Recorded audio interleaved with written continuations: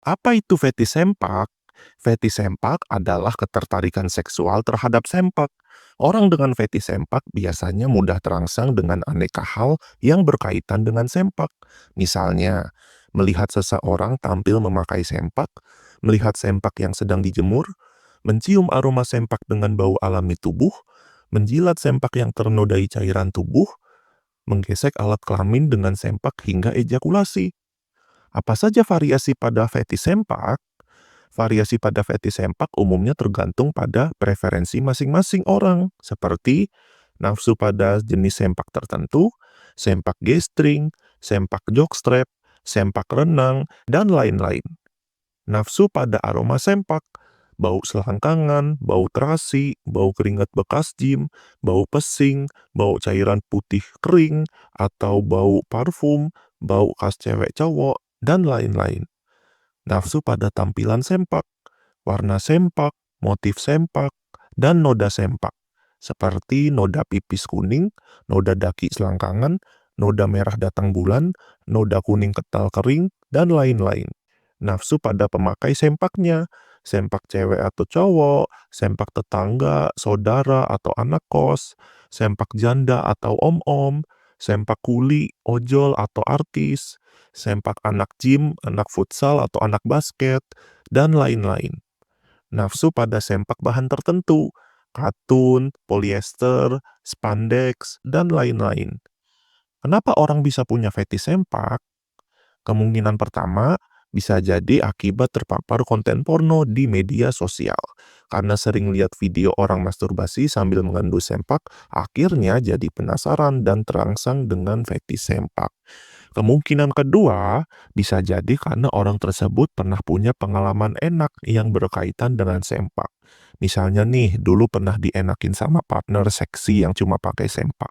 Karena sempak partnernya begitu membekas di ingatan, akhirnya sejak saat itu, orang tersebut punya fetish sempak. Ketika otak menghubungkan sempak dengan momen kenikmatan seksual, maka lahirlah fetish sempak. Hal ini bisa terjadi karena sistem limbik pada otak manusia bertugas menyimpan aneka pengalaman seksual yang menggairahkan. Sempak bisa menjadi pemicu gairah karena ada ingatan seksual yang melekat pada objek tersebut. Kemungkinan ketiga bisa jadi karena obsesi masa lalu terhadap sempak. Pada masa puber, sempak termasuk objek yang cukup sering ditemukan sehari-hari. Fantasi seksual di usia remaja yang melibatkan sempak bisa menjadi pintu masuk terbentuknya fetis.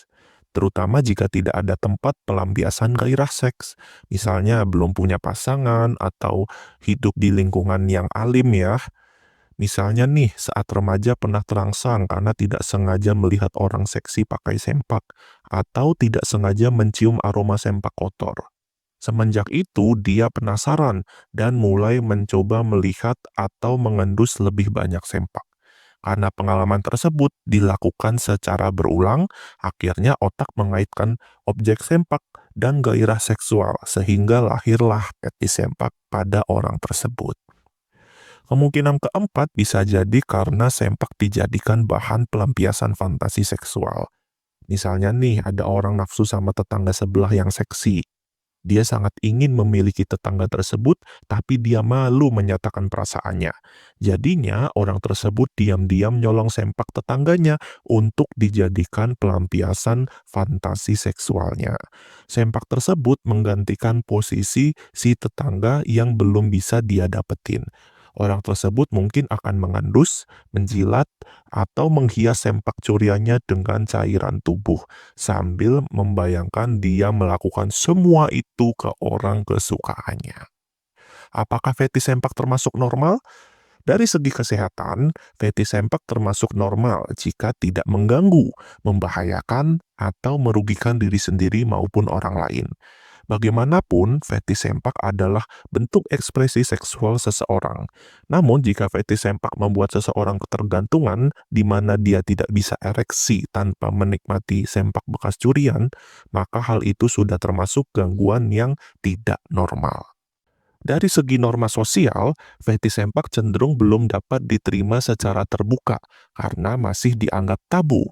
Sempak saat ini masih identik dengan kesan kotor, menjijikkan, bau, dan memalukan. Fetish sempak disebut tabu karena ekspresi seksualnya berfokus ke sempak dan cenderung tidak melibatkan pasangan secara langsung. Sejauh ini, fetish sempak baru diterima di lingkungan skala kecil seperti komunitas orang mesum atau grup pecinta sempak di media sosial. Dari segi hubungan asmara, fetish sempak bisa dianggap normal dan diterima jika pasangan tidak keberatan dan tidak dilakukan secara berlebihan. Fetish sempak bahkan bisa jadi bumbu asmara dalam berhubungan. Namun, jangan sampai fetish sempak membuat pasangan merasa tidak diinginkan ya, karena cuma ingin sempaknya doang.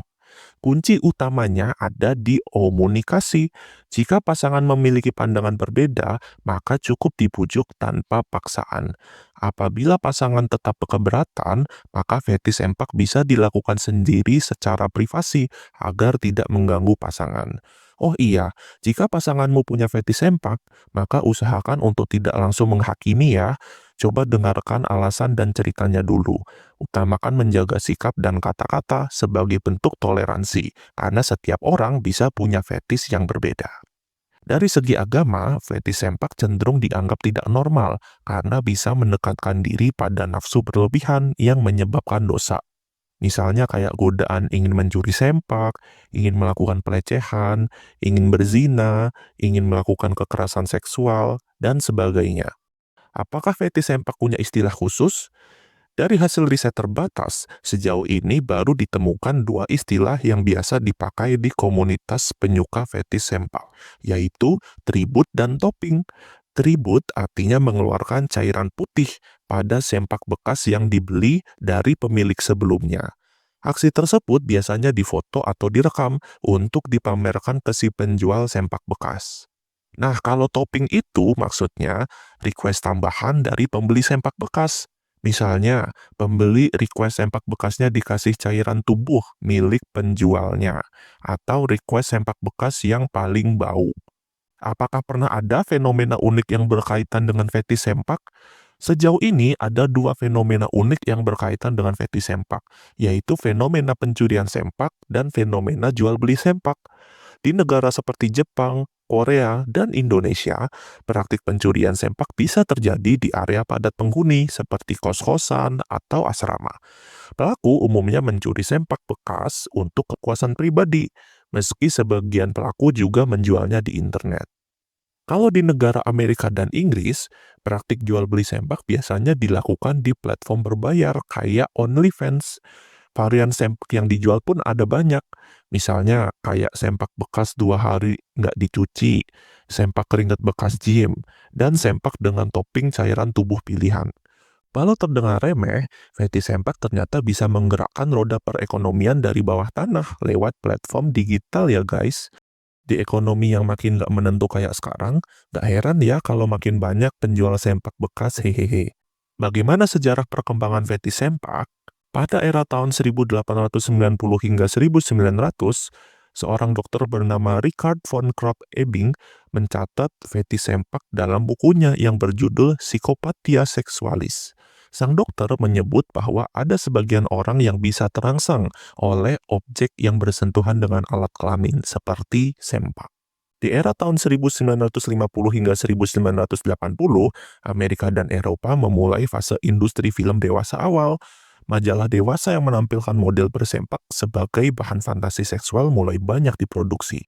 Pasca Perang Dunia II di era tahun 1980 hingga 1990, Jepang mendapat budaya seksual baru dari majalah dewasa yang ditinggal para tentara Amerika. Fetish sempak menjadi fenomena nasional di mana praktik pencurian sempak bekas merebak. Saking doyan sama sempak bekas, bahkan sampai ada vending machine khusus untuk beli sempak bekas. Di era tahun 2000-an hingga sekarang, internet semakin berkembang. Forum yang membahas fetish seperti Reddit dan platform seperti OnlyFans mulai merebak sehingga fetish sempak semakin populer dan dapat bertahan. Apakah fetish sempak ada risikonya? Dari segi kesehatan, fetish sempak bisa aman dari penyakit jika sempaknya dalam kondisi bersih higienis. Tindakan seperti menjium, menjilat, atau menggesek joni pada sempak bekas berisiko menularkan penyakit seperti infeksi kulit dan kelamin. Fetish sempak juga berisiko berdampak pada kesehatan mental jika mulai ketergantungan dan bikin Joni susah berdiri tanpa sempak bekas. Dari segi hukum, fetish sempak bisa bebas dari tuntutan hukum jika dilakukan secara diam-diam dan atas dasar suka sama suka. Jika ketahuan melakukan tindakan seperti mencuri sempak bekas atau pamer tribut tanpa izin pemilik sempak, maka berisiko terkena tuntutan hukum berlapis seperti pasal pornografi, pelecehan kekerasan seksual, hingga pencemaran nama baik.